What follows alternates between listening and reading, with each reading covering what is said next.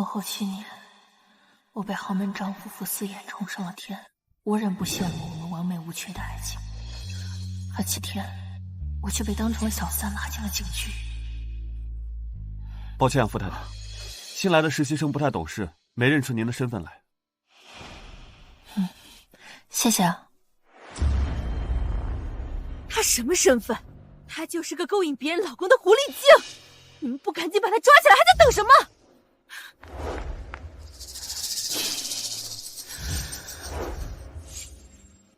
你看清楚了，我跟傅思衍才是合法夫妻。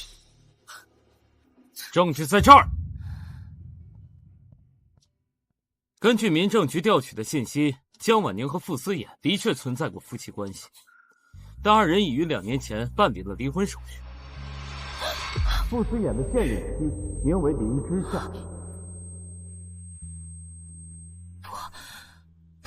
不可能！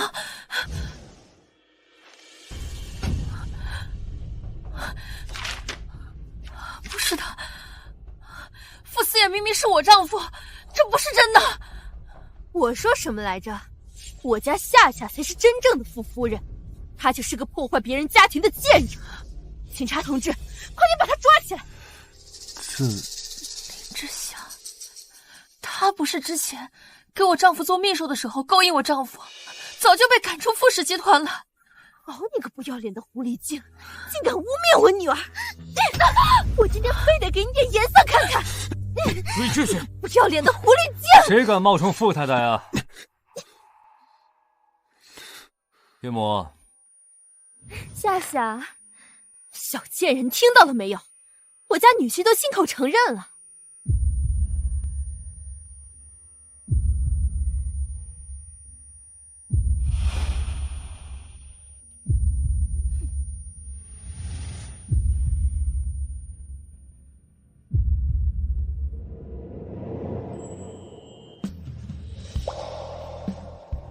安宁，你怎么在这儿？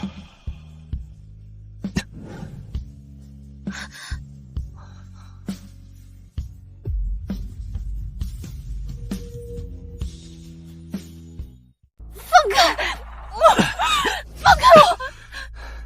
安宁，你冷静点，我可以解释的。冷静？你让我怎么冷静了？你刚刚在叫谁岳母？我要是什么时候成了你的前妻，你要是什么时候跟你前秘书结的婚？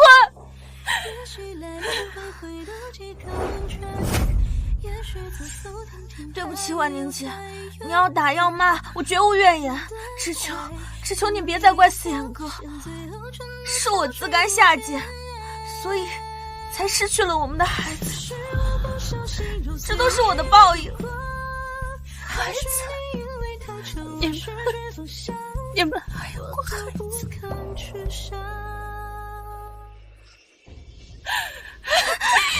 够了，安宁，我们谈谈吧。谈什么？谈你什么时候出的轨？谈你什么时候骗我签了离婚协议？安宁，结婚7年，一直都是我在照顾你，可我也是人，我也会累吧。是夏夏，她一直陪伴我，体谅我。思衍，夏夏，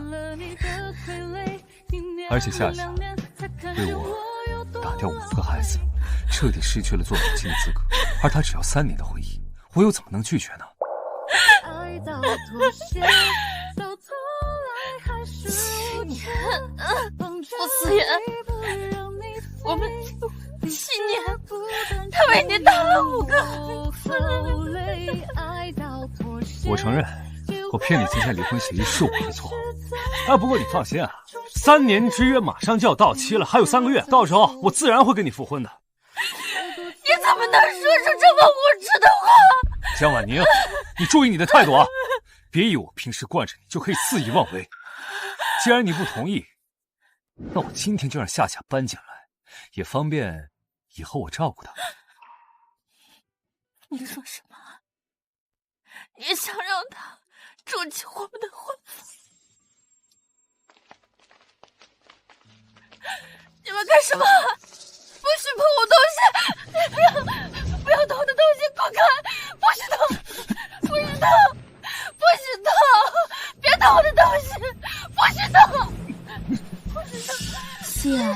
咱们的婚纱照。换了吧。不要！别动他！这张婚纱照在这里摆了几天，送我出去了，不要！阿宁，我们的照片3个月后可以挂，但是今天我已经答应夏夏了。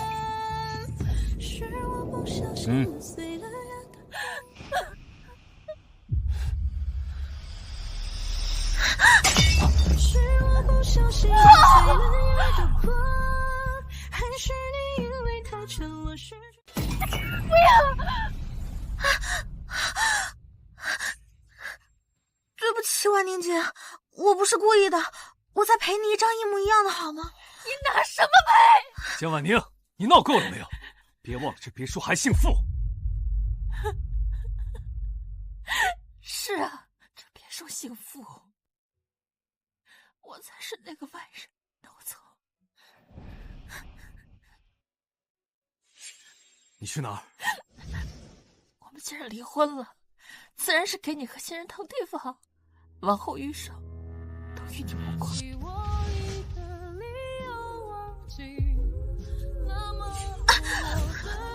放开我！不准你走，你永远只能留在我的身边。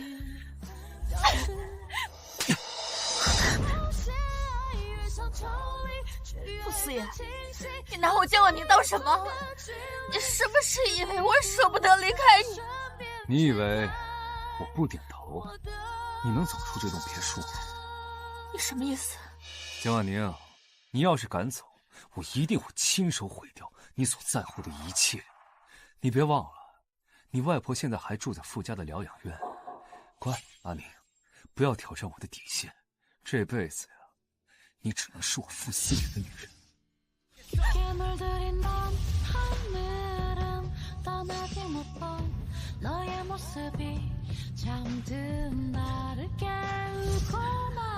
好了，阿宁，3个月之后我们就会复婚，你依然是人人羡慕的傅太太。林小姐，你的手。都给我听好了，从今往后，别墅里所有的人都要称夏夏为傅太太。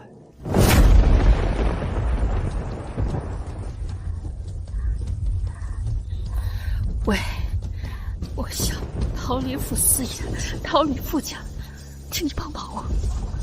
2个月后，傅太太会死于一场火灾，而江婉宁将拥有新生。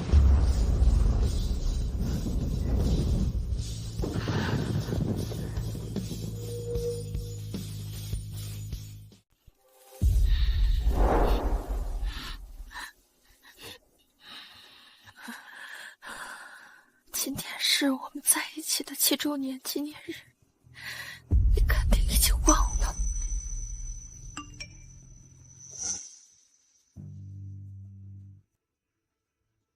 同学聚会定在晚上8点，云顶酒楼，别迟到。我说了，我不想去。不行，这次同学聚会你必须到。我答应大家会宣布一件重要的事情。重要的事？难道？阿宁，答应做我女朋友吧。哇，校花和校草绝配哎！答应他，答应他，答应他，答应他，答应他！我答应你，你快起来吧。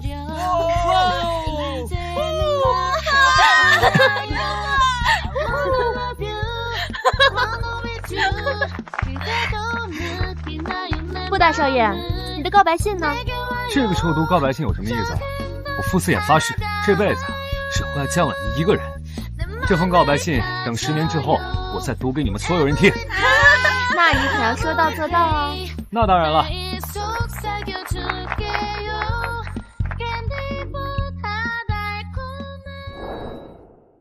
是我和傅思言在一起的第10年，他该不会想当众读那封告白信吧？好，我去。既然已经决定离开，也算是对过去体面的告别。我们有多少年没见了？哎呦，你真是大不一样了！哇，你最近气色好好呀。生活过得很滋润哦。婉婉，你怎么一个人来的？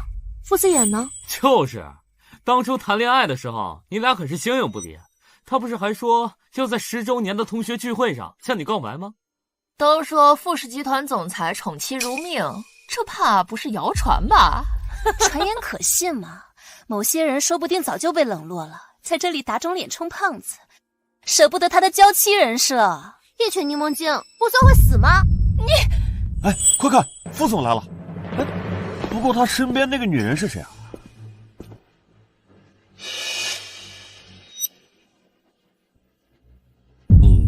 你不说不来的吗？婉宁姐，抱歉啊，我和思妍都不知道你会来，否则我们不会让场面这么尴尬的。所以，是你给我发的消息。婉宁姐，你在说什么啊？我怎么听不懂啊？傅思远，你为什么牵着这个狐狸精的手啊？明明江婉宁才是你的妻子，你到底什么意思啊？大家还不知道吧？其实婉宁姐已经跟思妍离婚2年了。什么？大家还不知道吧？其实婉宁姐已经跟思妍离婚2年了。什么？傅思妍，当初是你承诺要在今天的同学聚会上读那封告白信的，你不会要出尔反尔吧？哼，都离婚了还读什么告白信啊？要我说，某人是真的被豪门扫地出门了。什么告白信啊？思妍，你不是说今天来带我见你的同学们吗？这个不要脸的小三，我今天非要撕烂你的嘴！够了，都给我听清楚了，夏夏她不是小三，江婉宁只不过是暂时住在傅家而已。林之夏才是名正言顺的傅太太，以后你们谁再敢对她不尊重，别怪我不客气。是啊，他说的没错，10年之约不过就是一句玩笑话。不好意思，打扰大家的同学聚餐了，我先走了。我预言过千次百次的重逢，你却始终站在梦里。你这么对待婉婉，你一定会遭报应的。太能回头，只能一直走不停。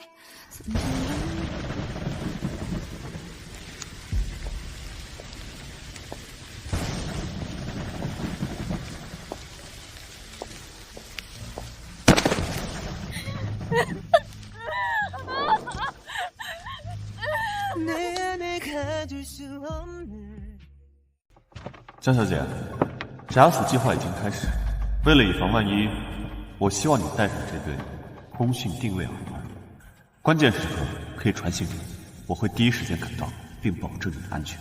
先生，我们从未见过你冒这么大的风险，只是为了报答我母亲当年的资助吗？算是吧。江婉宁呢？江婉宁的人呢？江婉宁，快跟我走，去医院给她输血。你放开我！你干什么？都怪你！傅思妍为了赶回来陪你过纪念日，在路上遭遇了车祸。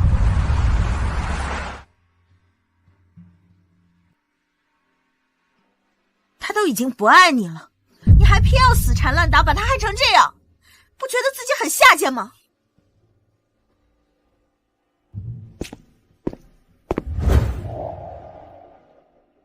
江小姐，出血量已经超过正常标准2倍了，您不能再抽了。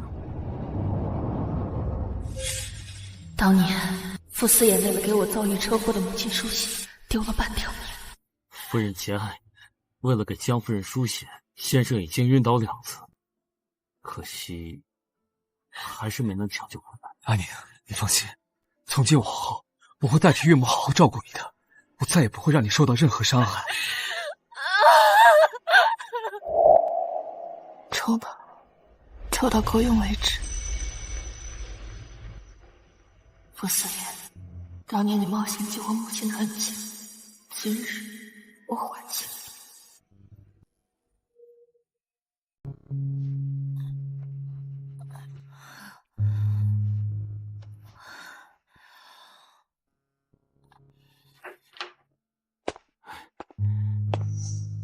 江小姐，你终于醒了，感觉怎么样？有些没力气。张医生，你怎么来了？上个月，你和傅先生来检查备孕指标，说是想要个孩子，结果出来了。辛苦了，可惜我们已经不打算要孩子了。真的？那太好了。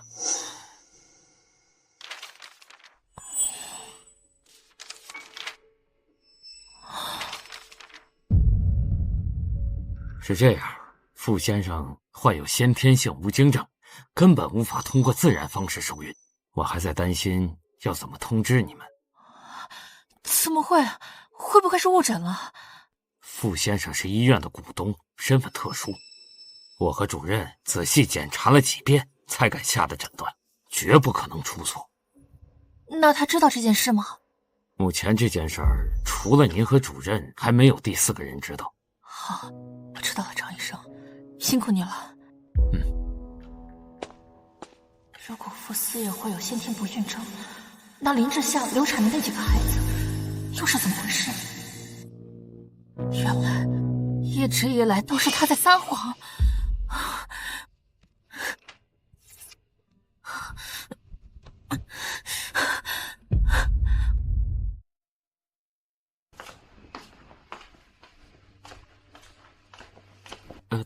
等等，江小姐，先生他……先生，江小姐有事找您。安宁，你不是还在医院里休息吗？怎么这么快就出院了？不好意思啊，打扰到你们，我先走了。哎，安宁，我不是这个意思，我只是没想到你这么快就醒来了。谢谢你给我输血，我就知道你不是真的生我的气。你误会我了，我今天来找你是有正事，我只是暂住在这个家里的外人，你该哄的是床上的那位。吃醋了？哎呀，我那天就是跟你开玩笑的，我啥时候把你当外人了？我去祠堂等你，你要是觉得你能这么去见你家列祖列宗，你随意。啊，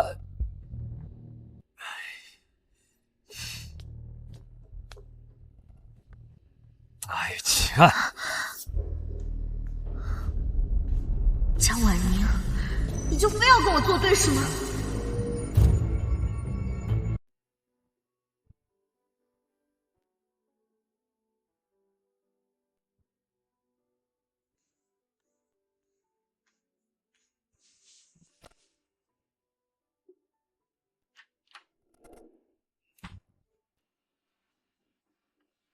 婉宁姐，你躲在这儿，是看不得我跟我老公恩爱吗？出去！你要是空虚寂寞了，你大可以直说啊，我可以帮你找情夫，何必玩这种欲擒故纵的把戏，勾引别人老公？你以为谁都跟你一样，不知廉耻？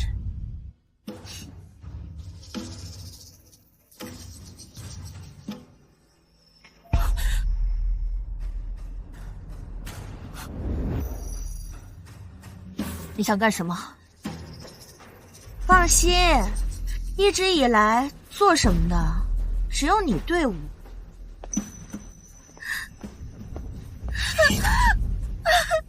你婉宁姐，我只是想过来烧一个香，对不起。婉宁姐，你打我吧，你打我出气吧。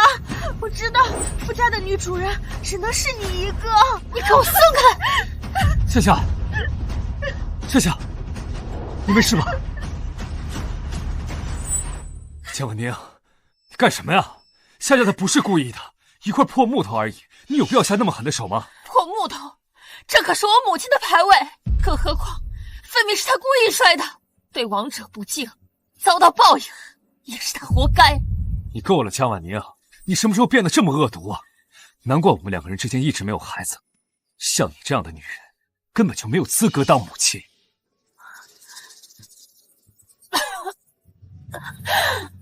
原来在夜里，你就是这么想我的。婉宁姐，毕竟你没有怀过孕，不懂我们这种为人父母的心情。我的确没有怀过孕，不过不是我的问题。你什么意思？这是医生开的诊断证明，你自己看吧。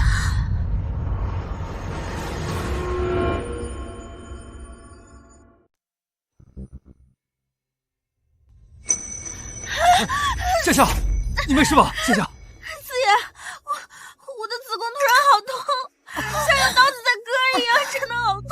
一定是刚才撞伤了。走，我带你去医院。安宁，安宁，你怎么了？百合，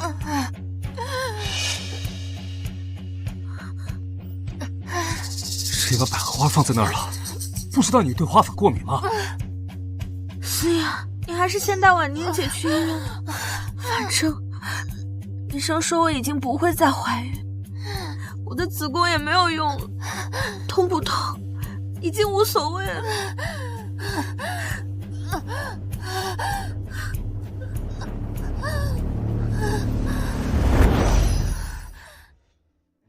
夏夏，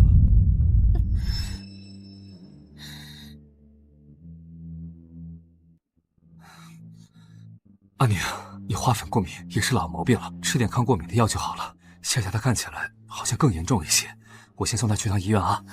别走，别走，别走！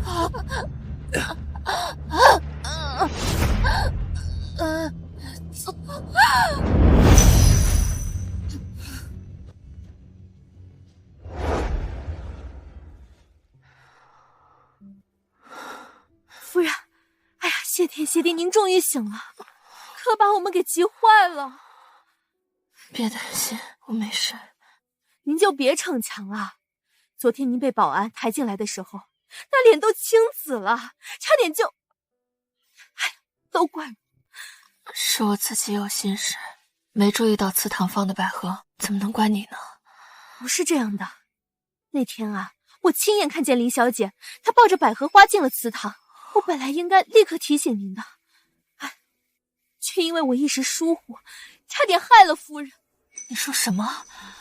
我还以为是巧合，没想到竟然是林之夏做的。先生，您终于回来了，夫人她……傅子言，你干什么？你还装？江婉宁，如果夏夏有人三长两短，我一定不会轻易放过你。我一定不会轻易放过你。我不知道你在说什么。不知道啥？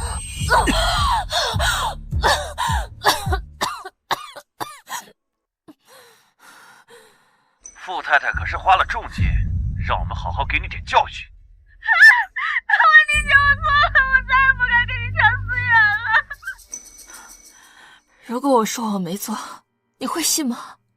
江婉宁，事到如今你还跟我狡辩是吧？那两个绑匪都已经招了，夏夏的伤口都摆在这里，难不成他会伤害自己来诬陷你吗？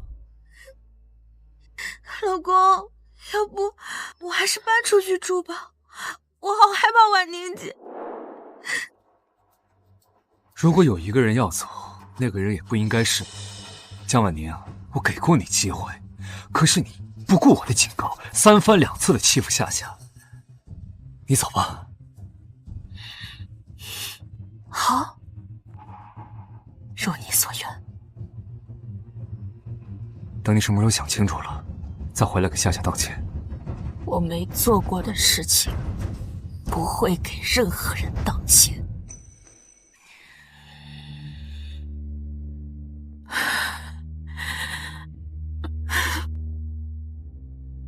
夫人，你为什么不告诉先生，你花粉过敏的真相呢？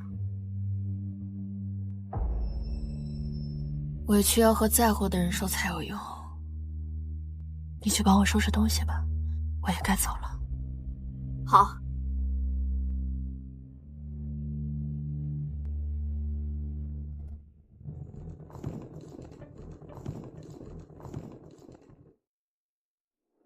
赶紧滚！你这个黄脸婆，还有这个扫把星，以后再也不想看见你们两个了。赶紧走！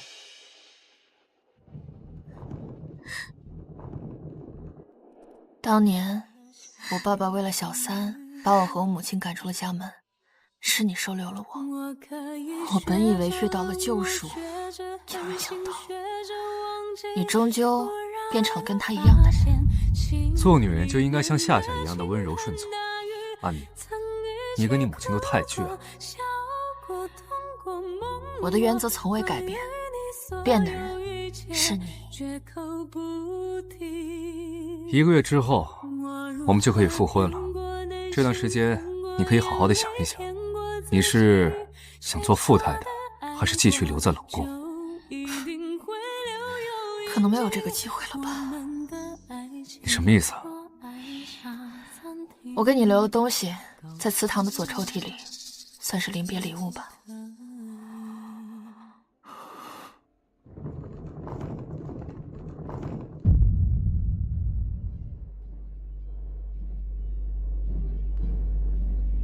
江婉宁已经被赶出傅家，你们跟住了。事成之后，100万即刻到账。四爷，喝点醒酒汤吧，是我特意为你熬的。滚开！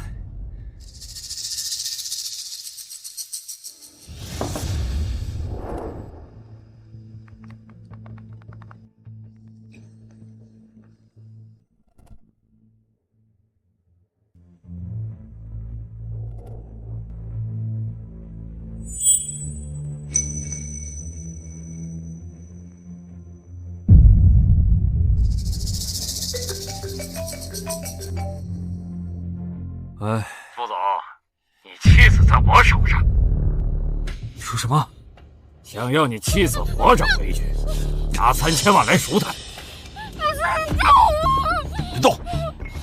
你给我听着，钱我可以给你，如果他有什么3长2短，我一定让你们一起下去陪葬。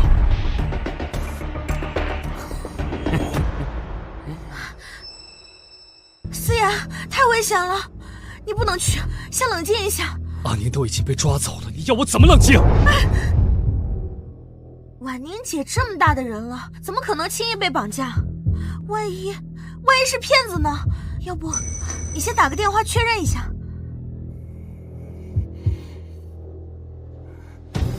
喂，江婉宁，你在哪儿？先生，夫人刚到别墅，已经睡下了，手机落在客厅，需要我叫醒夫人吗？不用了，不用了，让她好好休息吧。是。哦，对了，提醒她明天早上吃抗过敏的药，还有再给她炖一个鸡汤，给她补补身子。对了，房间里边千万不要放百合花。好的，先生，我记下了。还好婉宁姐没事，现在的骗子为了钱，真是什么事都做得出来。谢谢你啊，夏夏，多亏有你。喂，副总，考虑的怎么样了？是要3000万，还是要你夫人的命啊？3000万，你还真敢开口啊？什么意思？不要你太太的命了吗？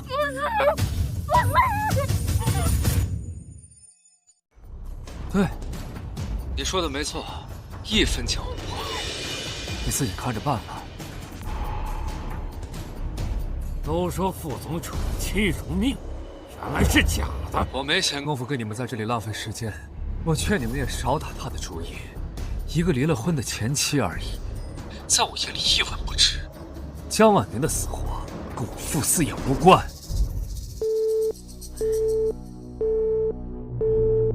操！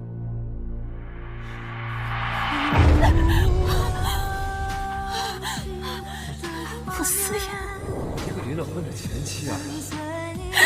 原来，在我眼里一文不值。你真的让我在这里自生自灭。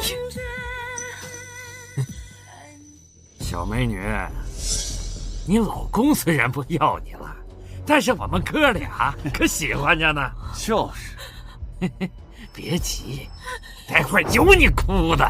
你别过来，别过来！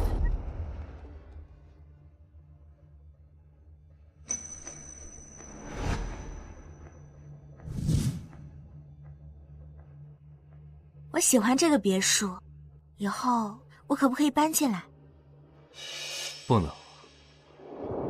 这栋别墅是我花了2个亿建造的，这里的一花一木都是阿宁设计的。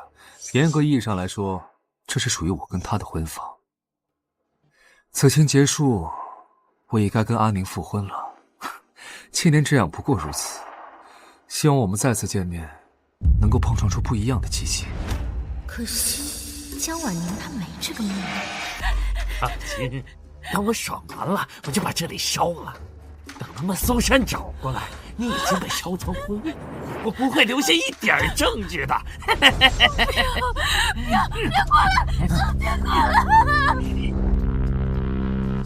老公，我从来没有想过要取代婉宁姐的位置。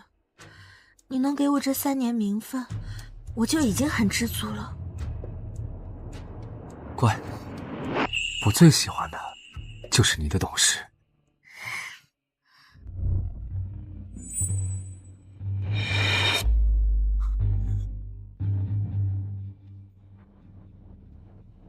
什么事儿啊？先生，夫人的，不，是江小姐，她不在了。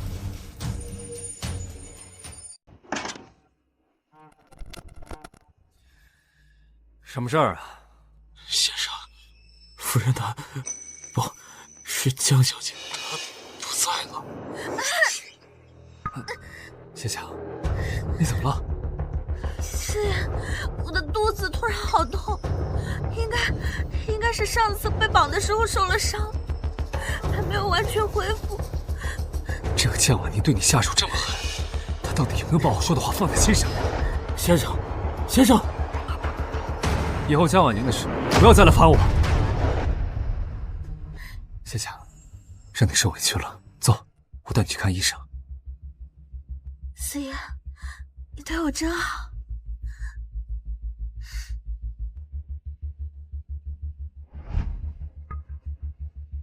先生怎么说啊？先生说，以后关于江小姐的事情，不要再去打扰她。难道连夫人最后一面，他都不准备见了吗？家属都商量好了吗？是否立即火化？既然如此，还是让江小姐早点入土为安吧。好。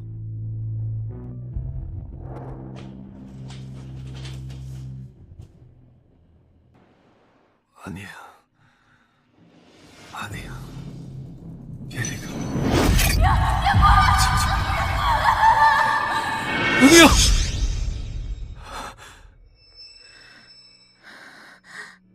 思妍，你怎么了？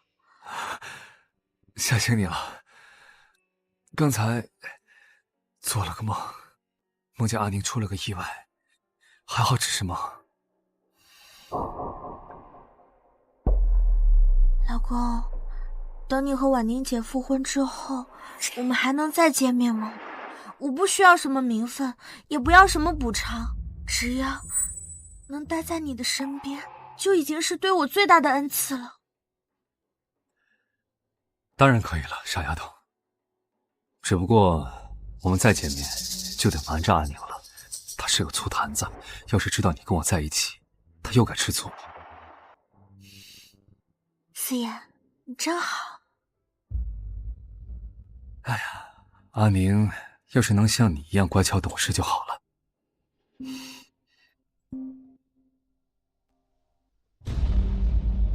什么事儿啊？先生，江婉宁小姐骨灰3日后下葬，此讯是否要告知新闻界？你说什么？谁的骨灰？你说什么？谁的骨灰？先生，江婉宁小姐已经于昨日清晨去世，现已护送她的骨灰葬入灵堂。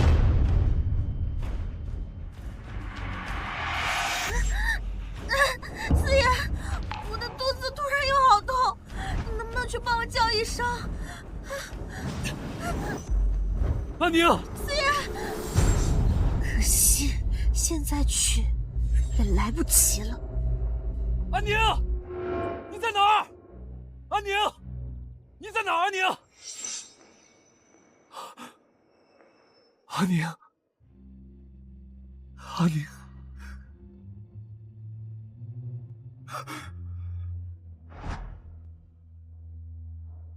不可能，我们才3天没见，我不信，我不信。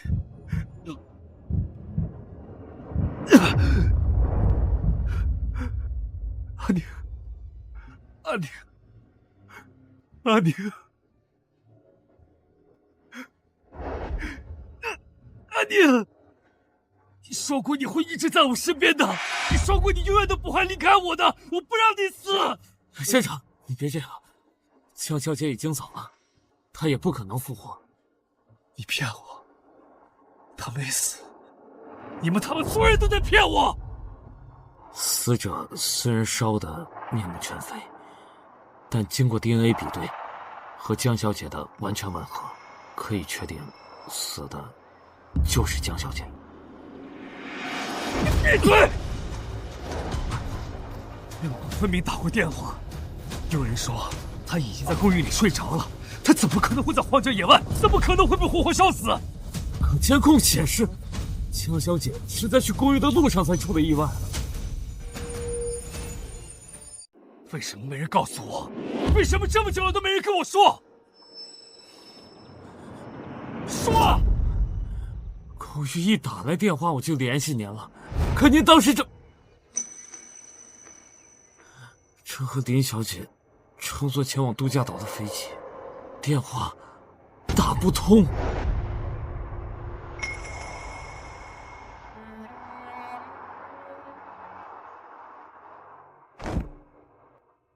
事后我再次给您打电话，您说以后江婉宁的事儿不要再来烦我。如果那晚你能早点回来，或许还能见到江小姐最后一面。江小姐死状并不安详，为了让她入土为安，我只好代替您在火化通知书上签了字。别说了，我要见阿宁，我要见阿宁。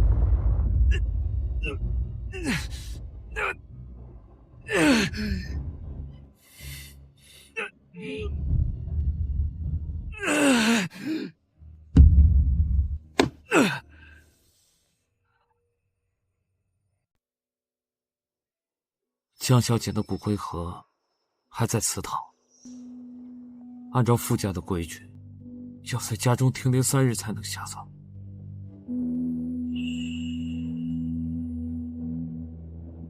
先生，您既然如此在意夫人，当初又何必？您或许不知道，夫人背着你偷偷哭了多少次。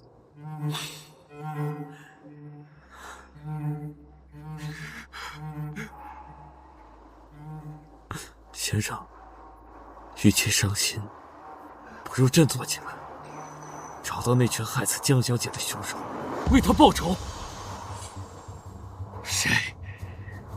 谁害死了我的阿宁？根据现场情况，江小姐死前应该还遭遇过绑架，但绑匪身份目前还无法确认。先生，怎么了？副总，你妻子在我手上。你说什么？想要你妻子活着回去，拿3000万来赎她。先生，你没事吧？既然是我，既然是我害死了我的阿宁。三强，我就为了区区的三强，我就害死了他。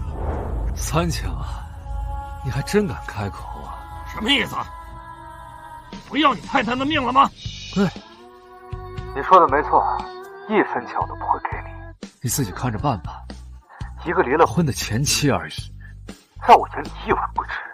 江婉宁的死活跟我傅四眼无关。如果那晚我相信他说的话，我去找他，他就不会死了。我还说了那么多的混账话，他该有多痛苦啊！尸体烧毁严重，分辨不出具体伤势，但死者状态极其痛苦，衣服还被扔在角落，死前可能还被那群畜生给……江小姐那么骄傲的人，经历了这种事情，只怕生不如死。他那么怕他，一定哭得特别伤心。畜生！不管是谁害死了阿宁，我都一定要把他找出来，我一定要他们血债血偿。江婉宁竟然真的死了！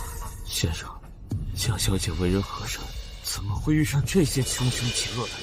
那晚他们撕票撕得也太草率了，草率的根本就不像是为了钱。不是为了钱，还能为了什么？江小姐与人为善，无冤无仇，怎么会招来杀身之祸？既然不是为了阿宁，那就是冲我来的。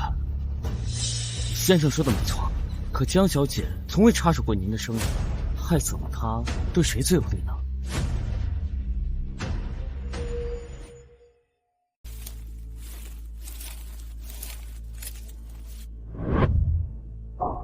婉宁姐，真是没有想到，上次见你会是最后一面。夫人，您身体一向不好，还是先起来吧。别拦着我！如果当时不是我去找思燕替我主持公道，思燕也许就不会和婉宁姐吵架，婉宁姐她也不会赌气离家，说不定也就不会有事。婉宁姐，希望你在天有灵，早日安息。你还生着病，你来干什么？我刚听说这个噩耗，就从医院赶过来了。我知道你舍不得婉宁姐，但是你的身体更重要，快穿上吧。我不需要。你走吧，以后不要再来阿宁的墓前，他不喜欢你。我怎么，听不懂我说的话吗？我记住了。今晚律师会找你签离婚协议，补偿你可以向他提。思妍，婉宁姐都已经走了，你为什么还是执意要和我离婚？至少我可以代替婉宁姐好好照顾你啊。你永远也代替不了她。思妍，能够嫁给你就是我今生最大的幸运，我不需要什么补偿，只要你能够让我留在傅家，哪怕是让我当个保姆，只要能待在你的身边，我就已经知足了。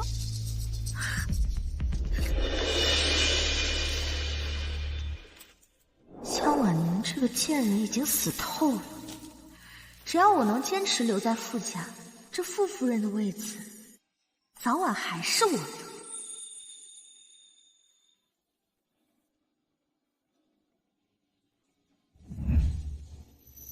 放出消息，不管付出多少代价，一定要给我找到杀害阿宁的凶手。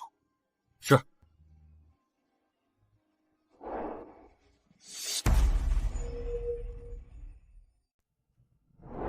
陆总，费用写够用吗？陆总，您放心，血库充足，足以应对江小姐任何突发情况。那就好。江小姐实在太着急了，明明很快就能等到我们的人赶到，何必撞伤自己？险些就……他就是这样宁折不弯的性格，要怪就怪我去晚了一步。这怎么能怪您呢？您收到耳环报警后，亲自从林省调用了直升机赶回来救人，撞门的时候手臂都要撞脱臼了，你已经尽力了。万娘，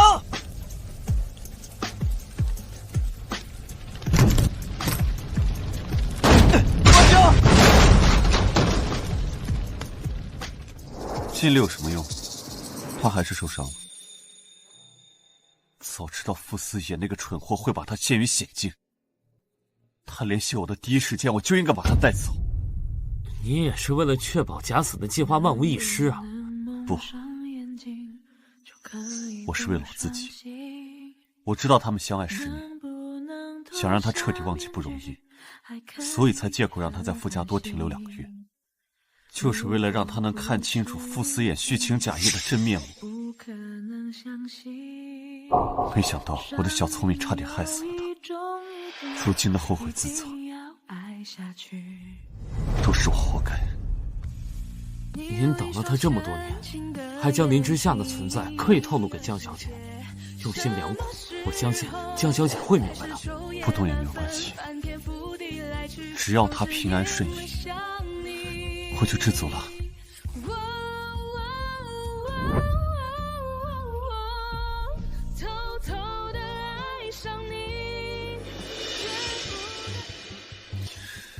对了，傅思衍最近在做什么？据说傅先生将自己关在房中3天3夜不吃不喝，动用了傅家所有的势力，悬赏5000万找到凶手。查凶手？那我们就助他一臂之力。等等，上次阿宁花粉过敏，是你照顾了他一宿。是的，先生。那他有没有怪我的疏忽啊？先生，您真的不知道差点害死江小姐的百合花到底是谁放的吗？你什么意思啊？难道不是意外？是林小姐。你是说夏家故意害阿宁？这不可能。我亲眼所见。那你为什么不早点告诉我？我有告诉夫人，只是夫人说，即便告诉您真相，你也是不会相信她的。那天啊，夫人差点死在了这里，好不容易清醒了过来，就被您赶出了家门。夫人呐，一直把您当做她唯一的依靠。您说，当时她心里该有多委屈啊！那天我光顾着给夏夏出气，忘了查明真相。我会让她去给阿宁道歉的。先生啊，您糊涂啊！夫人她平时看见路边受伤的小狗都会掉眼泪。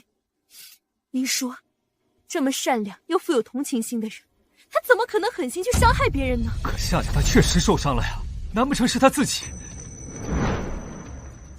难道真的是她？先生，您恕我直言，您夫人的为人，您了解多少呢？那个林小姐，您又了解多少呢？是我错了，既然查也不查就认定了绑架是阿宁所为，我不仅放过了偷放百合花的罪魁祸首，还让阿宁离开了傅家。如果那晚他没有离开，他就不会发生意外。如果那晚他没有离开，他就不会发生意外。婉宁姐这么大的人了，怎么可能轻易被绑架？万一是骗子呢？要不你先打个电话确认一下。如果不是他百般阻挠，我就不会错过救阿宁的最佳时机。喂，去查林之夏，查他搬进傅家之后都干了些什么。是。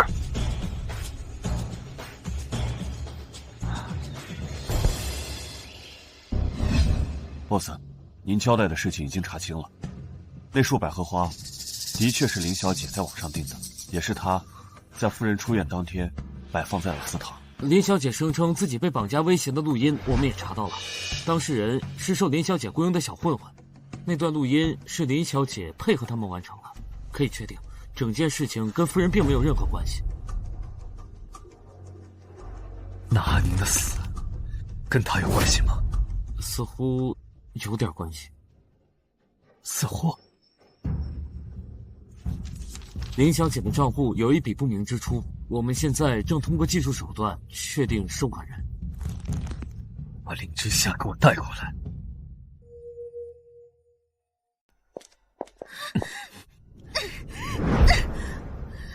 四爷，发生什么事了？他们不由分说就把我拖到这里来，我的手腕都肿了。你看，跪下。四爷，我不明白我做错了什么，你想让我跪谁啊？怎么，听不懂我说的话吗？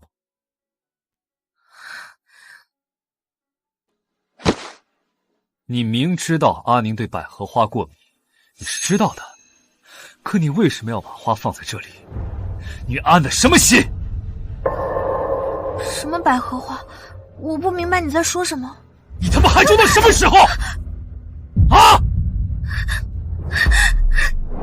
四爷，你听我解释，我承认花是我放的，可是我在放花之前并不知道婉宁姐对她过敏，我是无辜的呀，四爷。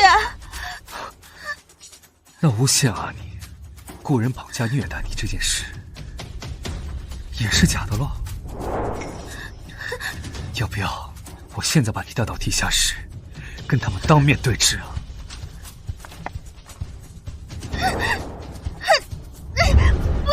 不要，四爷，我承认这件事情是我做的，可是我没有恶意，我只是想让你多关心我一些而已。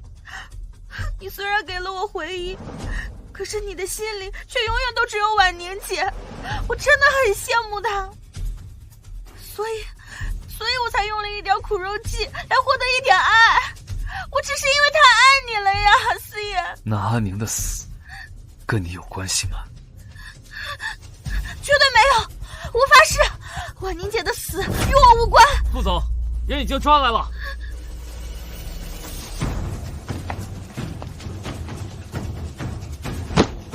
求先生饶了我吧，都是林小姐逼我做的。她命令我接了您的电话，无论如何都受夫人设想。先生，林小姐在夫人去世后的第2天，给境外通缉的一个绑架犯转账了100万，这是转账记录。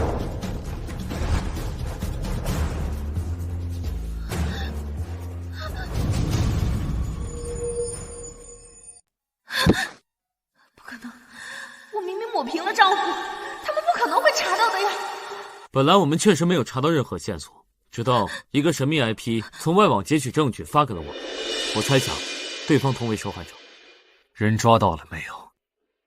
那伙人已经逃了，但是锁定目标后，我们的人会立即展开全面抓捕。您放心，一定会把害死江小姐的凶手全部绳之以法。四爷，我错了，我真的错了，你听我解释啊！我说过，伤害阿宁的人我一个都不会放过。我没有想伤害婉宁姐，我只是想吓唬吓唬她，是那群绑匪失手害了。连我都不舍得对阿宁动手，你怎么敢的？你怎么敢对我的阿宁动手的？如果不是看在你多次给我流产的份上，你他妈现在早就是一个死人了。我知道，在你的心里，愧疚大于爱。可我不懂，我只是因为太爱你了，所以控制不住的想要独占你。我可以为了你一次又一次的伤害自己，也可以为了你再也不要孩子。但是我真的舍不得别人抢走你，只要一想到以后再也就见不到你了，我的心就痛得在滴血。我为你牺牲了那么多，可婉宁姐呢？她一直仗着你对她的爱，肆无忌惮的伤害你。她根本就不爱你，她凭什么？你懂什么？没有人比阿宁更爱我，是她陪着我对抗疾病，是她陪着我东山再起。如果没有阿宁，就不会有傅四爷的今天。像你这样的女人可以有很多个，但阿宁只有一个。可现在这一切全都被你给毁了。老公，别叫我老公，我们已经离婚了。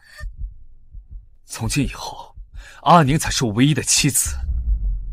看在你为我牺牲子宫的份上，我可以留你一命，但以后别再出现在我的面前。不，傅四爷，你不能这么对我！如果不是你让我进傅家，我就不会走到今天这一步。我为你怀孕，为你打胎，打到再也无法怀孕的时候，你承诺过会好好照顾我。你现在怎么能这么对我？你说的没错，阿宁的死，我难辞其咎。等我抓到了害死阿宁的那群畜生，我自然会面对我应有的报应。疯子！是阿宁的存在，才让我真实的感受到我还活着。可这一切，全都被你毁了。你是自首，还是我亲自动手？不，傅四爷，我不相信你对我一点爱都没有。趁我还没有改变主意之前，你走吧。我给你留了东西，在祠堂的左抽屉，算是临别礼物。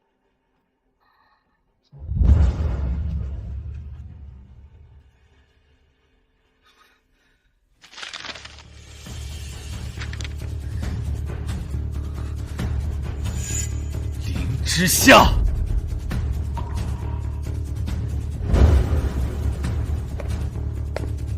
四爷，还有什么事吗？林之夏，你到底长了多大的胆子，竟敢给我戴绿帽子！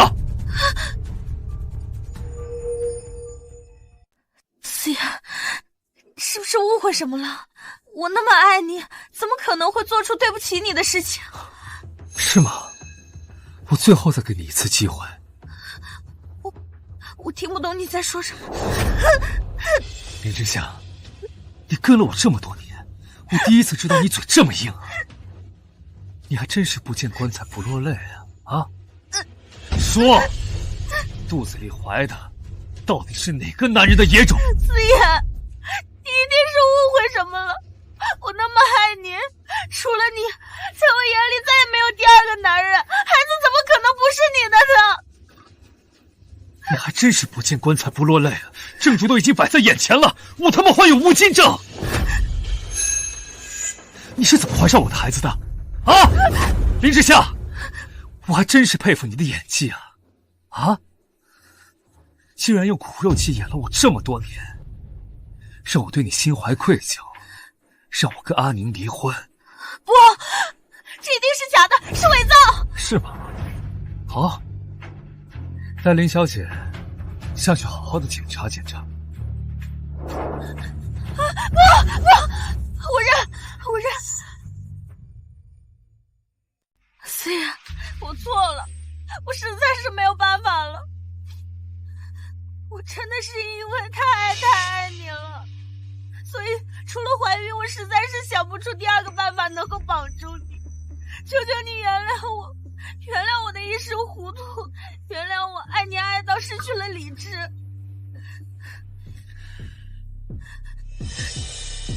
你还真是情真意切，说的我都差点感动的要哭了。那你既然这么爱我，我提前送你去黄泉路上等我，你也愿意的对吧？不，四爷，我不想让你死，我也不想死，我们都好好活着好吗？把江晚宁忘了，好好生活不好吗？还敢跟我提阿宁？你让他受尽折磨，惨死在野外，我恨不得一刀杀了你！不，四爷，我求求你原谅我，求求你原谅我吧！看在我陪伴了你那么多年的份上，我求求你再给我一条活路吧，四爷！我当然不会杀你了。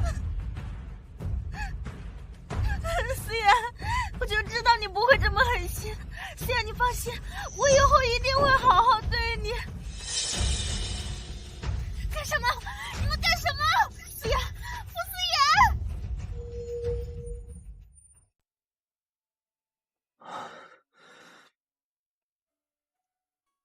阿宁，你送给我的礼物，还真是挺意外的。你是不是以为我知道真相之后，我会伤心难过呀？我的傻阿宁，我的心自从知道你离开之后就已经死了，再也不会有任何人能够让我感到伤心难过了。据可靠消息称，1周前，富士集团总裁夫人江婉宁不幸离世。副总与妻子相识于校园，相爱多年，婚姻幸福。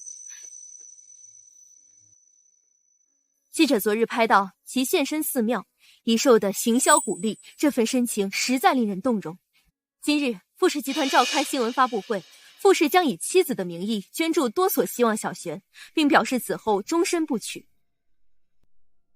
该吃药了。谢谢。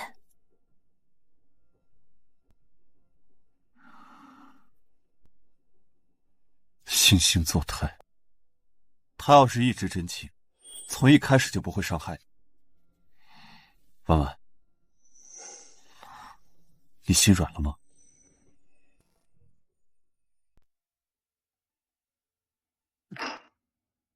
怎么可能？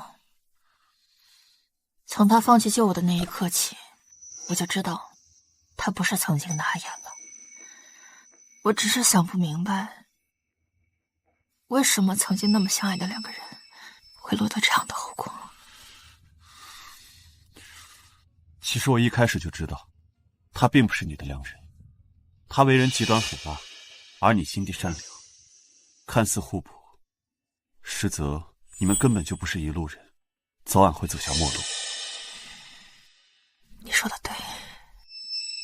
所以我时常在想，我积我的德，他造他的孽，等他有一天把运气都耗尽了，我一定可以等到一个机会。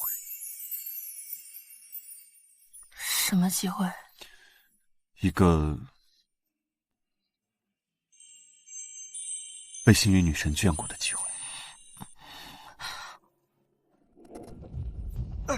放开我！你们想干什么？这里都是摄像头啊！你可不用乱来！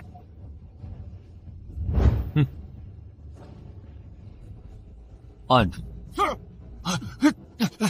你可是富士集团总裁，纵有私刑被人曝光，不会有好下场的。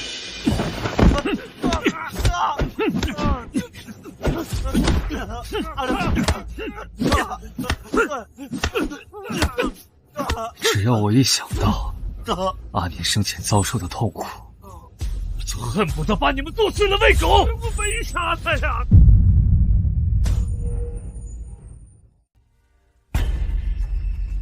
你说什么？我们真的没杀他。那天我们还没得手，他就自己超越了自己，然后就有一群人闯过来，我们怕暴露，就一把火烧到那儿跑了。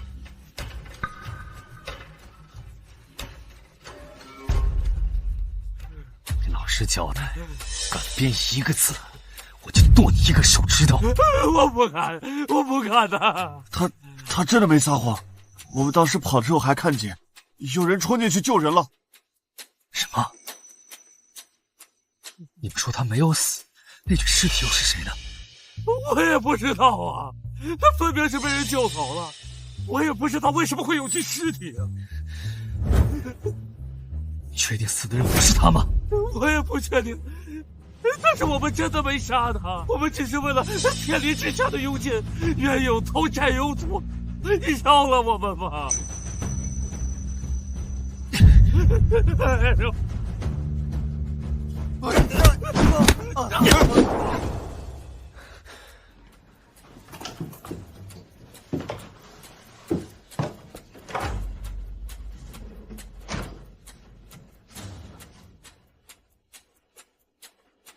先生，听说您抓到那2个绑匪了？您把他们怎么了？警察带走了。没死就好，谢天谢地。通知下去，不惜任何代价，务必给我找出救阿宁的人是谁。你是说，夫人还活着？这不可能！我已经比对过夫人和死者的 DNA， 绝对不会出错。而且，夫人的社交圈简单，怎么会有人冒着这么大的风险去救她？就算希望虚无缥缈，我也愿意一试。万一阿宁还活着呢？先生，死者的 DNA 还在吗？在的。再测一次。好。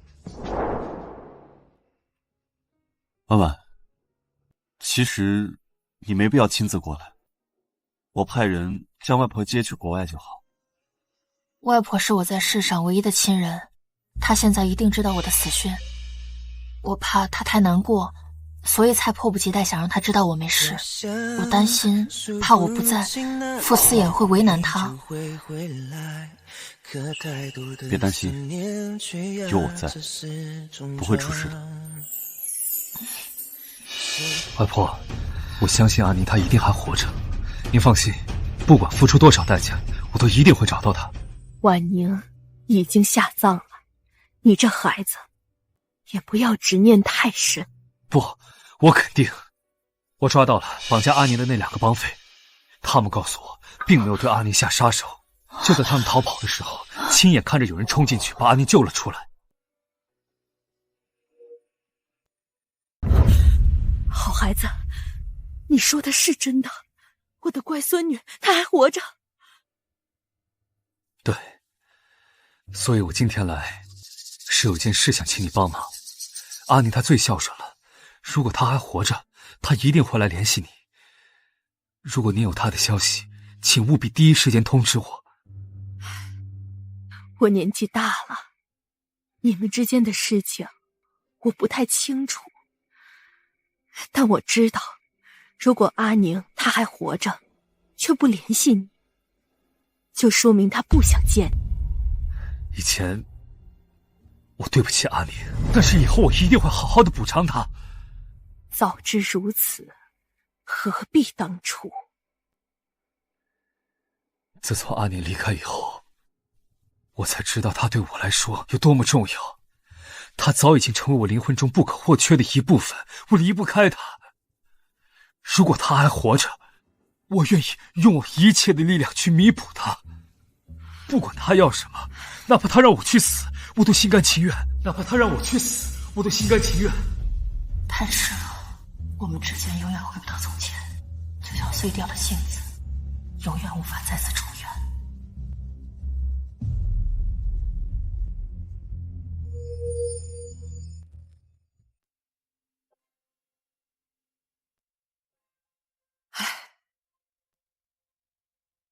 不会的，婉宁这孩子从小善良懂事，只是性格倔强，像她的妈妈。她一直都很善良懂事，可她也坚强倔强。她爸爸为了第三者，跟她妈妈离了婚，把她和她妈妈赶出家门。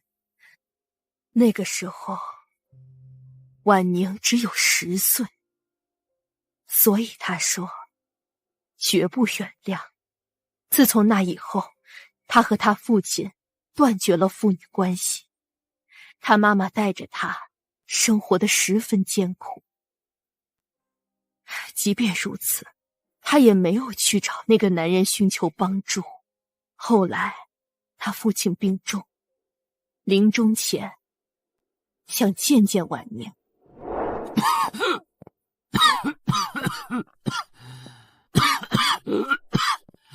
阿宁，爸爸时间不多了，我走后，江家的一切都是你的。你愿意跟爸爸回家吗？从你抛弃我妈妈的那刻起，我就没有爸爸了。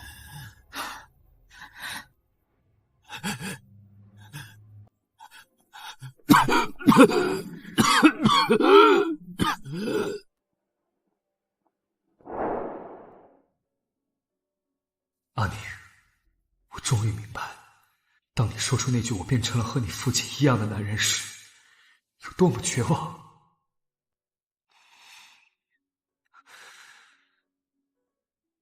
外婆，你先好好休息，我走了。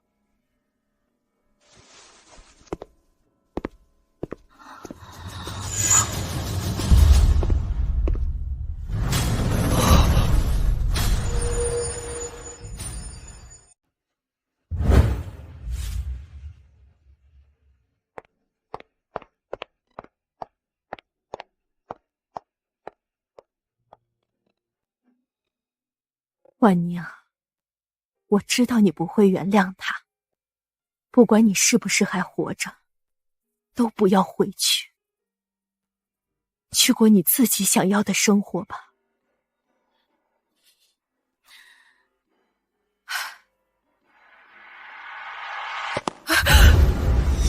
小心！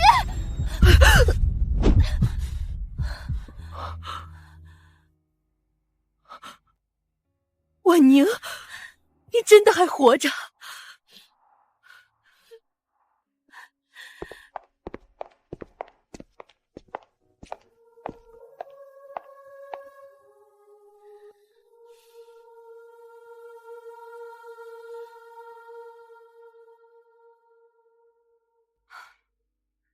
原来是这样。对不起啊，外婆，让你担心了。看见你好好的，外婆就什么事儿也没有了。那外婆，你愿意跟我去国外吗？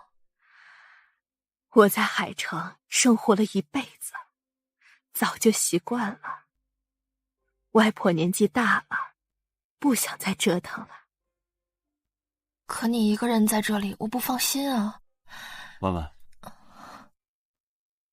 既然外婆她不愿意，我们就不要勉强她了。你放心，我会安排人暗中照看。如果你要是想外婆了，我可以随时陪你回来看外婆。小鹿说的对，现在最重要的是，你们要过好你们自己的生活。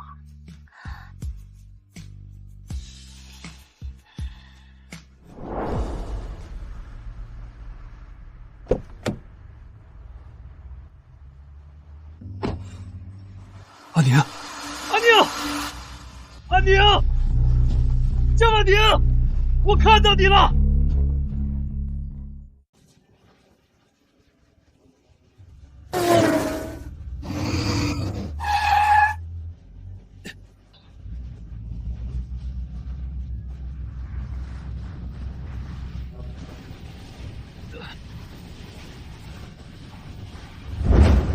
阿宁，我看到你了，你为什么要躲着我？下车，下车，阿宁！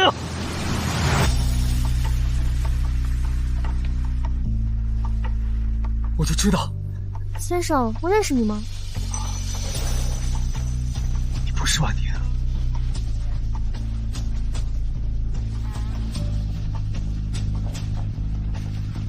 婉宁，陆禁言，专心开车，注意安全。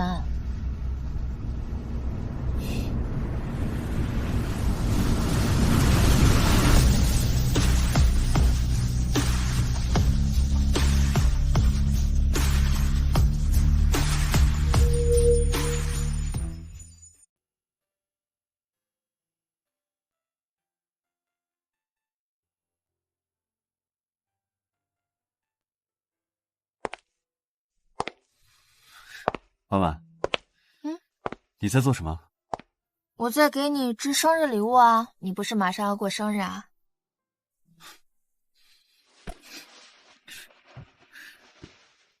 你笑什么啊？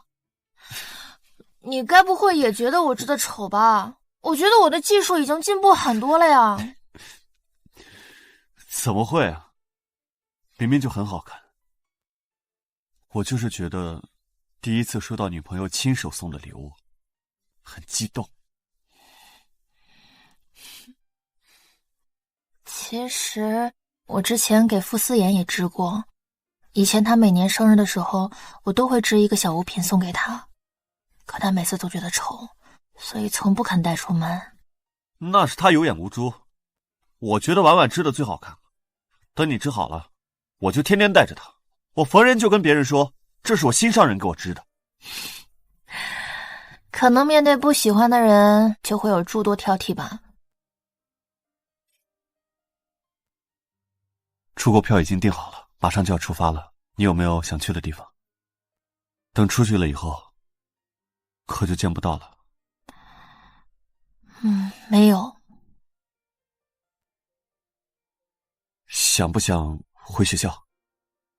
去学校干嘛？我想去教学楼、宿舍，还有博学湖边，我要跟你合影。为什么？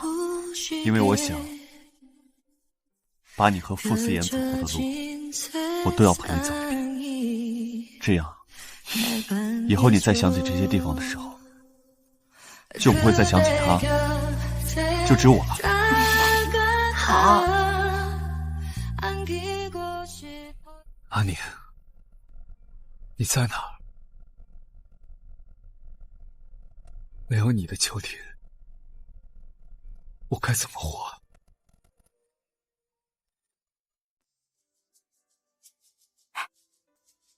那个学长好帅啊，好像从来没有见过。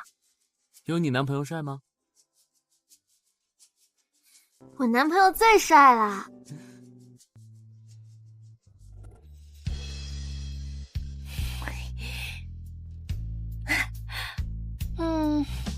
女朋友美不美？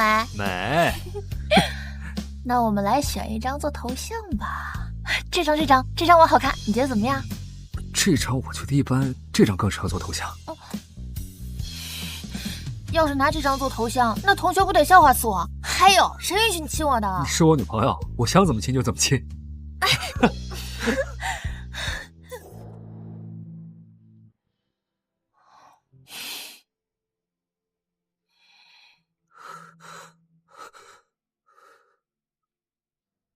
曾经，我们也是人人羡慕的一对，只可惜我亲手弄丢了你。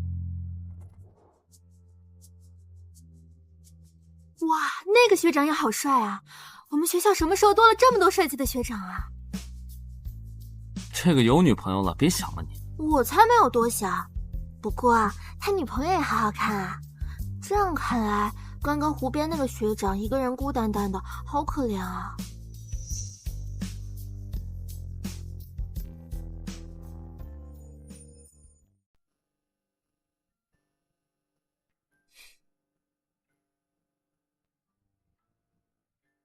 起风了，你的身体还没有痊愈，别着凉了。婉婉，你知道吗？我不止一次曾梦到这样的场景，我以为这将会是我一生的遗憾。好在上天眷顾，让我的梦想得以成真。我也这么觉得。不过我一直有个疑问。什么疑问？你是从什么时候开始喜欢我的？如果我说我是从见到你第一眼的时候，你会不会觉得我是变态？如果我没记错的话，我们第一次见面是我妈妈带我去孤儿院当代教老师，那个时候我才13岁。你果然是个变态。不过为什么上大学之后你不告诉我？如果你告诉我了，我或许就不会认识傅思妍。傅思妍跟你告白的那一天，阳光真的很好，可是我却感受不到一点温度。那天你也在。10年了，我一直都在后悔自己曾经的退缩，我恨那个一无所有的自己，我恨那个给不了你任何承诺的自己，我更恨那个傅思燕把你从我身边夺走。别说了，我都明白。好在这一刻，这一切都可以值得被原谅。婉婉，我爱你，真的很爱你，爱了很多很多年。阿宁，真的是你吗？阿宁，哎呀，真好啊！不是阿宁。阿宁一向害羞，才不会喜欢在大庭广众之下亲吻。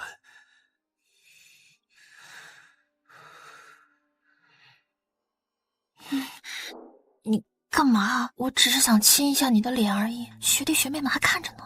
我亲的又不是别人，是我未来的老婆。这也太疯狂了吧！可是婉婉，你刚才明明心跳得很快，你的反应告诉我，你很喜欢。其实我并不排斥谈恋爱，只是在傅思妍眼中，我更应该是一个大方端庄的妻子，而林之夏对于他而言，他会放纵宠溺，甚至高调的秀恩爱，可能这就是爱吧。在傅思妍的眼中，你可能更像是一朵出淤泥而不染的荷花，让人不敢亵渎；而林之夏在他的眼中，则更像是一个可以随时抛弃的玩物，用来发泄阴暗的欲望。你们男人果然都这么想啊？什么叫我们男人啊？我跟他可不一样，我没有兴趣尝试不同的人，我只想和你尝试不同的感觉。我也这么觉得。果然，我们才是更般的。走吧。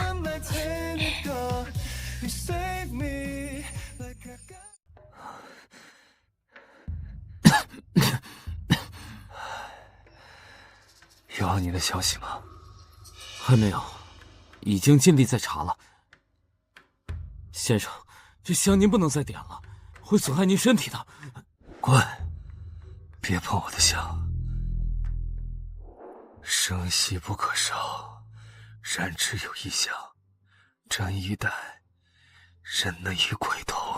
这犀角香可通鬼神的事儿，本来就是个传说，无稽之谈。大师只是为了让你有个奔头，可是仙人这么聪明的人，怎么就想不通？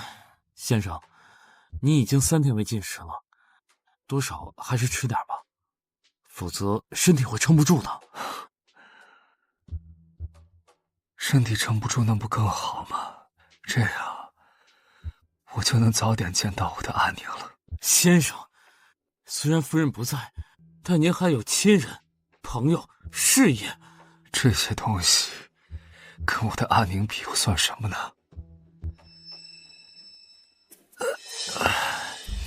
先生，先生，先生，快叫医生！叫医生！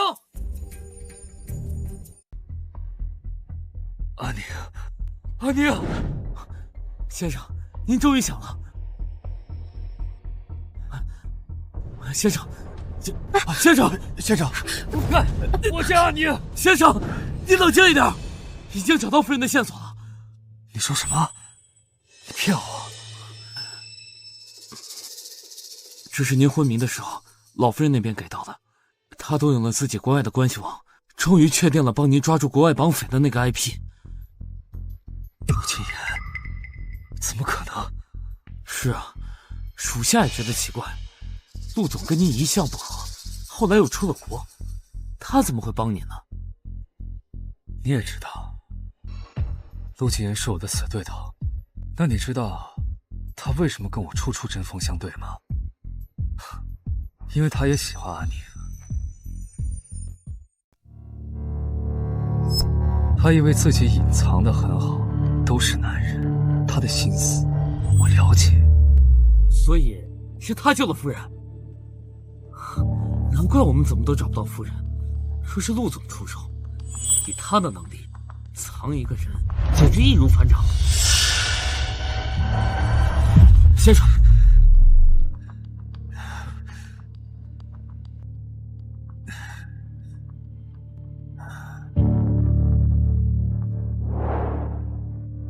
先生，您千万要振作一点，先把身体养好。如果夫人真的还在人世，您却先出了事儿，夫人知道也会心疼的。你给我查一下，陆金言有没有回国？他最近在哪？在干什么？跟什么人在一起？是。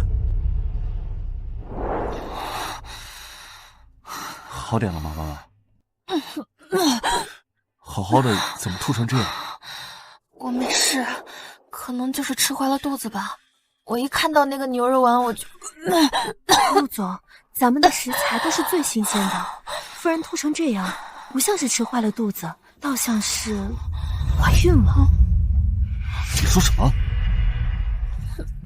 快备车去医院！婉婉，慢点儿，小心点儿。你别这么大惊小怪，医生说了，这才2个月。我看生物书上说2个月还只是个胚胎。我是担心你的身体，抱歉，婉婉，其实应该早点察觉的，幸好没有出什么意外。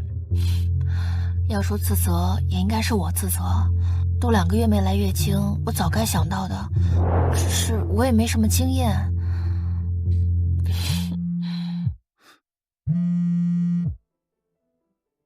有事吗？没事，公司的电话，你先坐一会儿，我去回个电话，等我几分钟。好。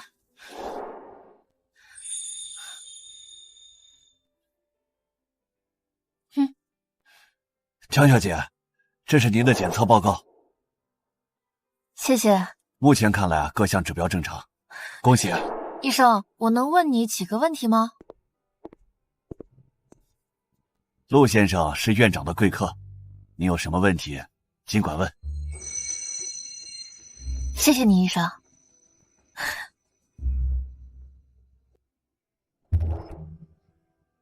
阿宁，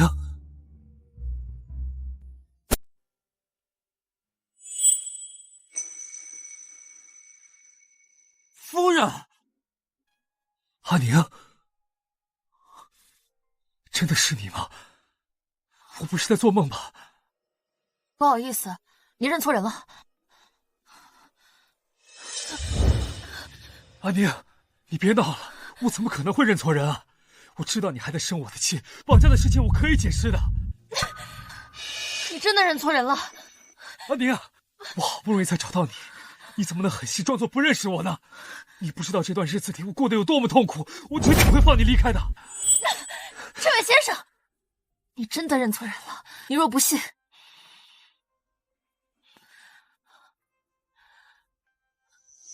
这是我的证件。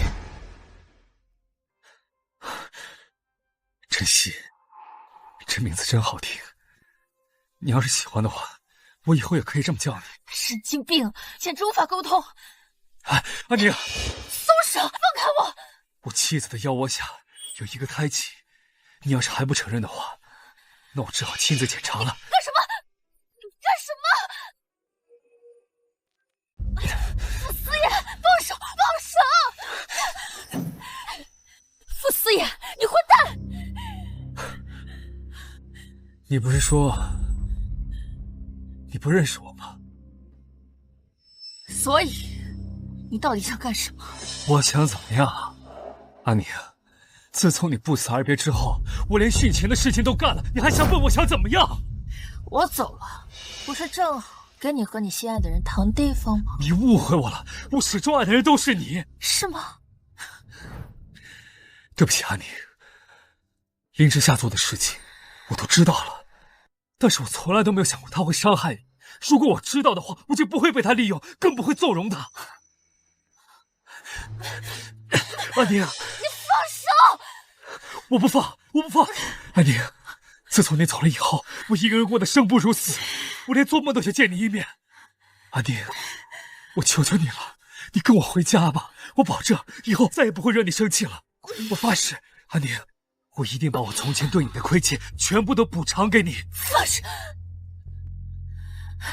我不会跟你回去的。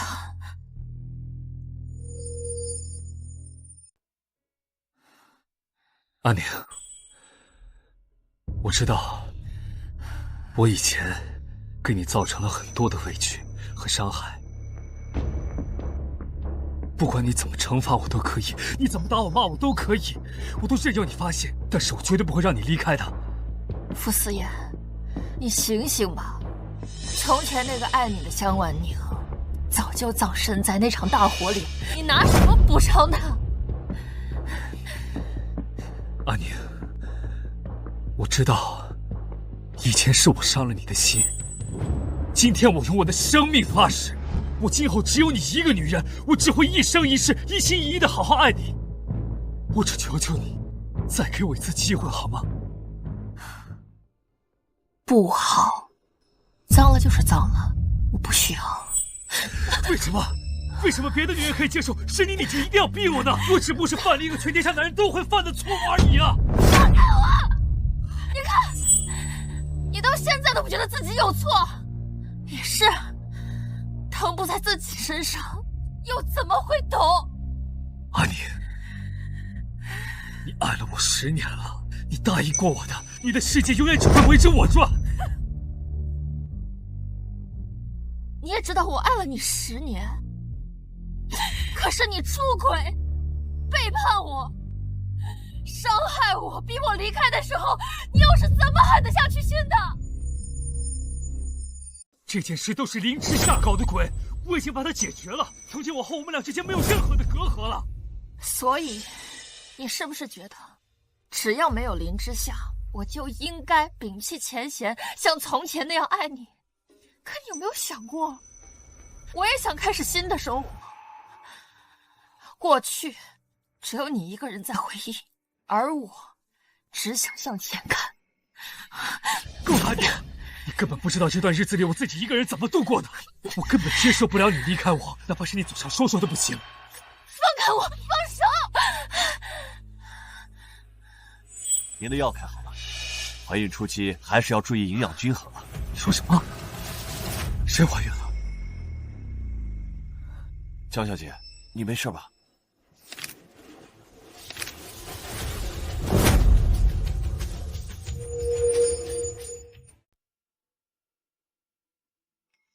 你怀孕了？是，你想怎么样？好，江婉宁，很好。我们2个人结婚了7年，你都没有怀孕，你才离开我半年，你就怀孕了，你可真是我的好阿宁啊！7年没有孩子，问题不在我。我的问题不是无法治愈，只不过通过一个小手术就可以解决。你要想要孩子，我一样可以给你。可你就这么迫不及待的跑到外面生了一个野种是吧？我的孩子有名有分，不是野种。先生，快放手，孕妇不能受刺激啊！滚！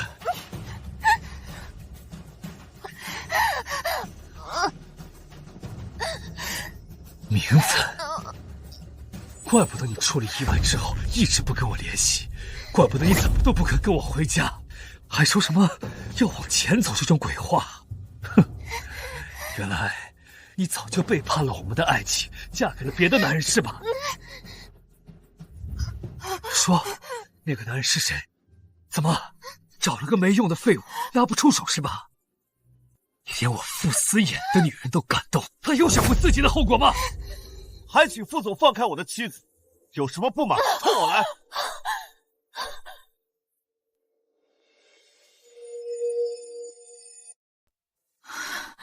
文文，你没事吧？阿宁，你过来。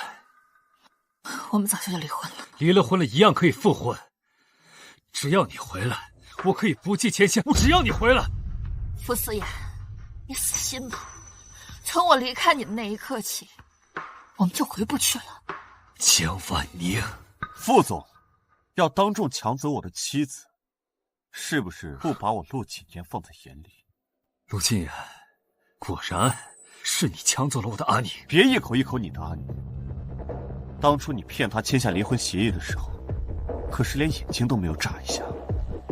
不好意思，她现在是我的妻子，你不会再有机会了。老公，飞小轩，飞小轩，江婉宁，你叫谁老公？傅思妍，你住手！多年前，我没有争取，把婉婉拱手让给了你，让她受尽了委屈。这2拳，就当是还给婉婉的。你就是一个小偷，你有什么资格抢我的阿宁？她只属于我一个人，你他妈就是一个上不了台面的小丑！你才是那个小偷！我和婉婉青梅竹马，要是没有你，我们2个人的孩子都可以满地跑了。不过现在也不要紧，我们的孩子马上就要出生了，你只有羡慕。因为他喜欢你吗？他跟我在一起10年，他的第一次亲吻、第一次婚纱都给了我，他忘得了我吗？不要！你没事吧？婉婉，你放心，老公对付她还是绰绰有余的。阿宁，你为什么不问问我受伤了没有？傅思妍，你到底要胡闹到什么时候？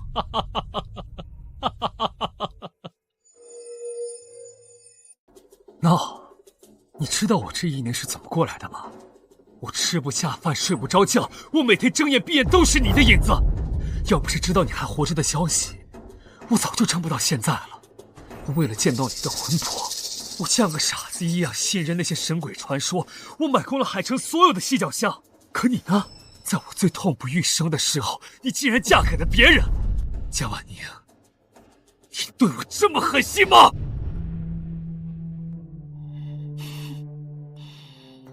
这不都是你之前对我做的吗？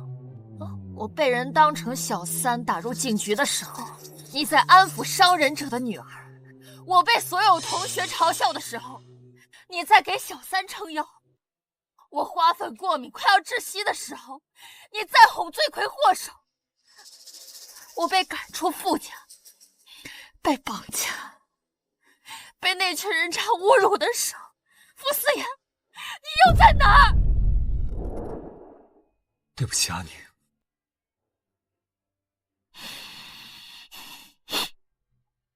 我不需要你的道歉，我也不会原谅你。你说了这么多，你就是想让我放手？你就这么爱他？说的没错，傅思妍，如果你真的喜欢我，就成全我的选择。不，我不可能眼睁睁的看着你们2个人双宿双飞。疯子！林之夏已经没了，从今往后我们2个人之间不会有任何的隔阂，任何的误会。哪怕是你肚子里的野种，我都可以认，我都可以当做亲儿子去养。但是阿宁，我绝对不会让你离开我。你简直无药可救！阿宁，别叫我阿宁，叫陆太太。她也配？她当然配。他是我的合法丈夫，是我肚子里孩子的父亲。傅总，如果没有他，我现在就已经变成了一抹焦土。傅思妍，是你亲口说的，我不值3000万，是你亲口放弃了我，你难道忘了吗？阿宁，我不知道你被绑架，我以为……你以为他们是骗子，就可以对10年发妻不管不问，承认自己薄情，就那么难吗？阿宁，我到底怎么做你才能原谅我？非要逼我跪下来求你吗？就算你跪下来求我，我也不会原谅你的。老公，我们走吧。好。我不同意江婉宁，我不同意，你只能爱我。你想干什么？我说过，你必须跟我回去。我说过，你必须得跟我回去。夫人，跟我们回去吧。我不可能跟你们回去的。我警告你们，立刻放了我们，否则我报警抓你们。夫人，您别白费力气了。先生做的决定，没有人可以更改。趁他还有耐心，快跟我们回去吧。你们想对我丈夫做什么？陆总是有头有脸的人物，我们自然是会把他安全送回去的。阿宁，你想让我怎么做？放了我们，至少放了他。乖，老公还不需要你来保护。这个时候了，你还笑得出来？如果你要是能亲我一口，说不定就能想到办法了。你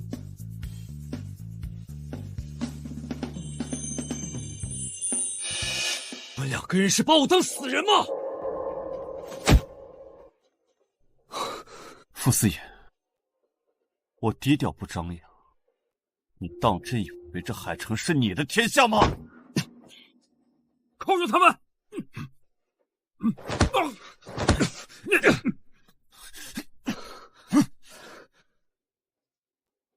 陆谨言，我还真是低估你了，没想到你早有准备啊！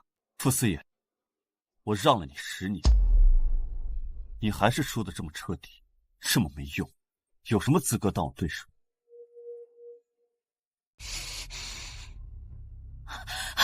老公，既然我们都安全了，我们先走吧。婉婉，你就这么轻易的放过他？你难道忘了他当初是怎么支持林之夏对你进行欺负的吗？过去的事情我不想再计较了。我今天有些累了，你送我回去休息好不好？对不起，我差点忘了，怀着孕，情绪不能太激动，刚才没吓到你吧？没事。回家。回家。阿宁，阿宁，阿宁！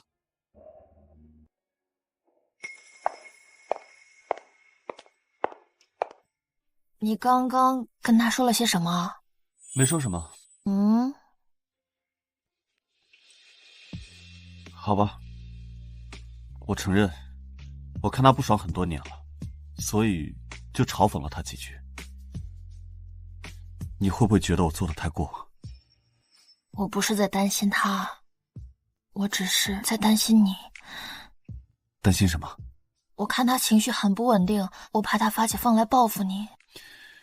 你觉得我会怕他吗？如果你是一个人的话，你可以不怕，但你现在有了我，我不能不怕。如果你要出了什么事，我和肚子里的孩子怎么办？抱歉，老婆，让你担心了。我保证，下不为例。以后见到那条疯狗，绕着走还不行吗？好，回家吧。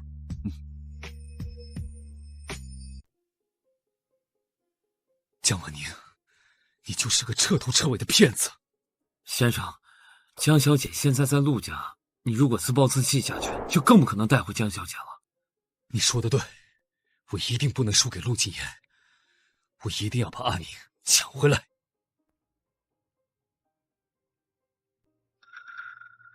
我拿什么抢？就算我把阿宁抢回来，他也不会跟我回去的。事在人为，江小姐看中的也不只是陆谨言一个人。你有办法？虽然是下策，但我想目前没有比这个更好的办法了。你快说！夫人一向最看重亲情，我记得她的外婆还在傅家名下的疗养院里，或许我们可以把老太太接回家里来照顾，这样一来，夫人说不定就愿意回来了。用外婆要挟她，阿宁只会更加恨我。不对，我这么做也是为了我和阿宁的未来，只要结果是好的。对，你亲自去，千万不要伤了外婆。是。等等，秘密行动，千万不要惊动陆家。好。阿宁，只要你能跟我回来，我一定会好好的对你，我一定会让你重新爱上我。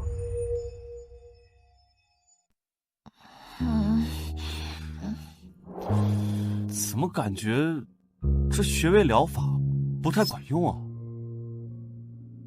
你看你现在食欲还是那么不好，吃不下东西，这身体怎么扛得住啊？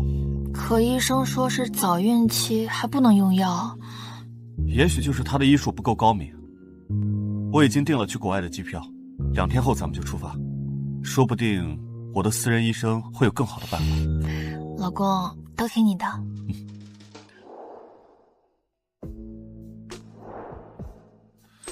不管你是哥哥还是妹妹，好好乖一点，别再闹你妈妈了，不然的话，等你出来，我就揍你。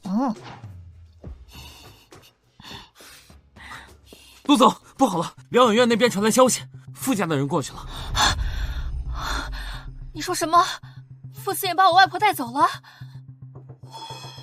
你有把握从他们手里带走外婆吗？如果是年轻人，我没有80%把握，但老太太年纪太大，就怕……老公，除了你和宝宝之外，外婆是我在世上唯一的亲人了，我一定不能让她出事。婉婉，你放心，傅思妍把外婆带走，无非就是想要你主动回去，肯定不会伤害老太太的。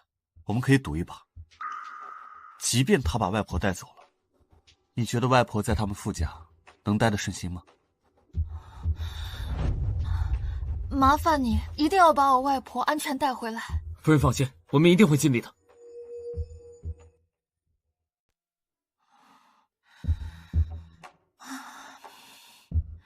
好了，婉婉，你别着急了，你还怀着孕呢，先坐下来好吗？陆继言，会不会出什么事了？怎么还没有消息？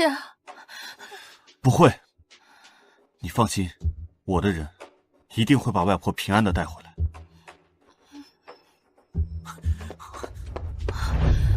怎么样了，特助？外婆她安全回来了没有？快说！夫人放心，老太太已经安全回来了，年纪大身体弱，已经安排在客房休息了。怎样？难道你还不相信你老公吗？谢谢你啊。非礼勿视，非礼勿听啊！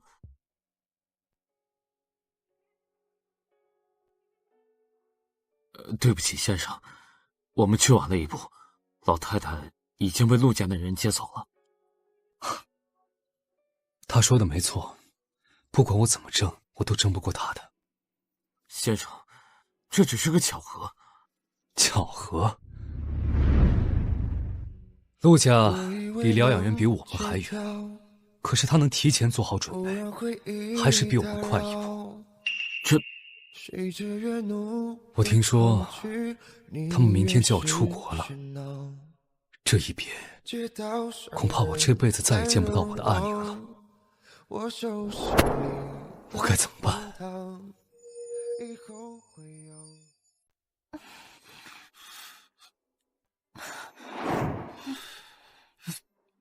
医生说过3个月可以的，你难道都不想我了吗？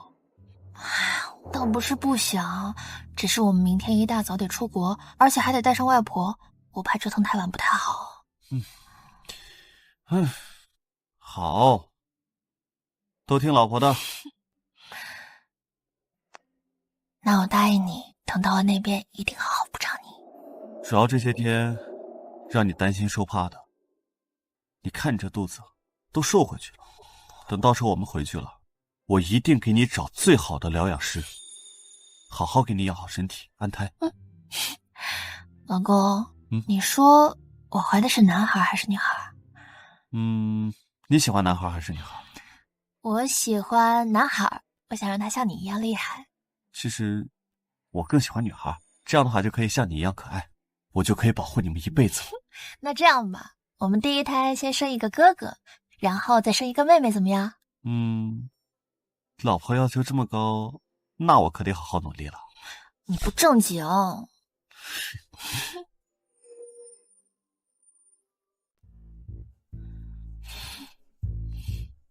老婆，你今天真漂亮。我哪天不漂亮？说的不错，我老婆呀，每天都很漂亮，我可真是捡到宝了。花小心！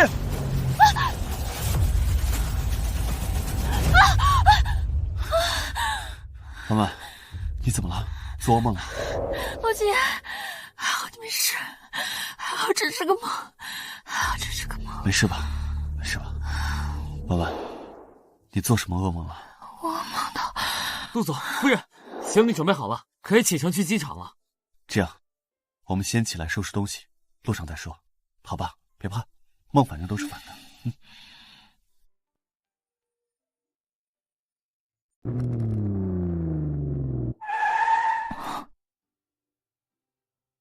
陆总，前方桥梁在修，车辆限行，要不你和夫人下去走2步？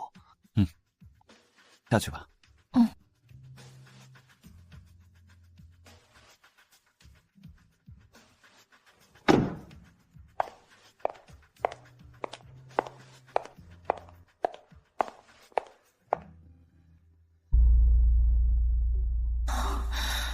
这个景象好熟悉啊！婉婉，你这是怎么了？我昨天晚上做梦梦到你出车祸了，梦里的景象和这里一模一样，我有点害怕。小心！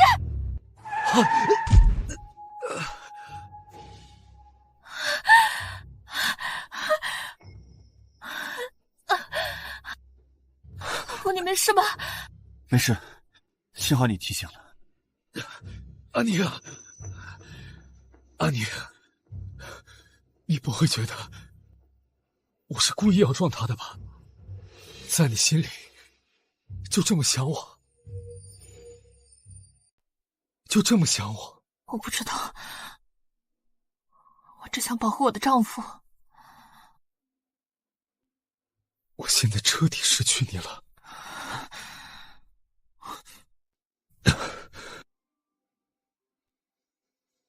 你好，我报警，外环发生车祸，有人受伤，需要救护车。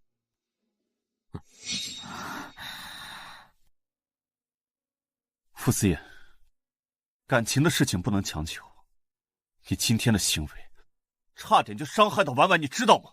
不是的，安妮，不是的，安妮，我只是想要最后送送你，可我看到你和他在一起，我的心就像被撕了一样，大脑一片空白，所以我才……傅思言，一直以来你都是这样自以为是，你以为对婉婉好，可她所受的所有伤害，还不都是因为你？安妮，安妮，我……先别说话，保存体力，救护车马上就到。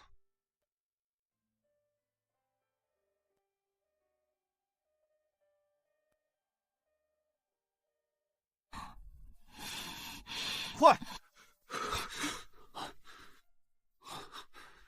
没事吧，先生？啊，咱们走吧。江婉宁，我祝你幸福。